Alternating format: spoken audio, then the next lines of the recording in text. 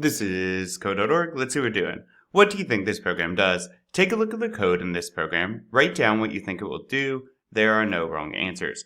All right, so let's take a quick overview, quick look and bird's eye view of this, I guess. We have the Painter Plus class. What is that? Bloop, that's over here. All right, we'll take a look at that in a second. And what we're doing is we're creating a new object or a new variable, Olivia. Olivia is defined as a data type of Painter Plus type. So Olivia is a Painter Plus object. Now, Olivia is instantiated using a call to the Painter Plus constructor. So new Painter Plus. If I head over here to the Painter Plus class extends Painter, which means its parent class is Painter. It is a subclass. Painter Plus is a subclass of Painter, meaning all items that are instantiated via Painter Plus have access to all of the Painter functionality. What's the Painter functionality? Well, like move, or we use .paint or .turn left. All of those things the Painter Plus class can also do because it's built on top of that. Now, the Painter Plus class has one other thing, something special. Paint a square. So Painter Plus can do everything Painter can do automatically. But then they also created this paint a square method. And if we take a look at it, what's it doing?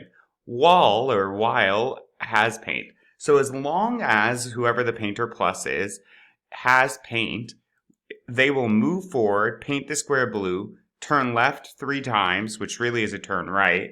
And then remember, this is a loop. So we repeat everything inside this here to here until this is false. So bloop, hit the bottom, back to the top, and we're going to check if we have paint again. So maybe we would be here, we would paint, we would turn left 3 times. If we still have paint, then we would move forward. We would paint that blue, turn left 3 times. If we still had paint, then we'd move forward until we don't have paint. So if we had 4 paint, it looks like we would paint a square.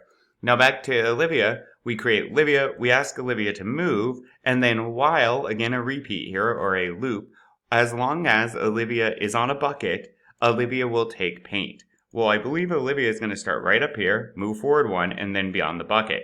So as long as she's on the bucket, Olivia, move is our first command, boom, so that we would be on the bucket. We'll take paint 1, 2, 3, 4 times. Once this is 0, we'd hit the top of our loop again. Our bucket would disappear then, right? So we're no longer on the bucket. Once this is false, the computer would be like, huh? No, you're not on a bucket because we just took it all. Then it no longer repeats. It ignores all this stuff and just drops below. At that point, it looks like Olivia will run paint square. The computer will say, what the heck is paint square? Let me look over here in the Painter Plus class. Oh, it's this. And we should paint a square. So that's a lot. Let me hammer out kind of my notes here.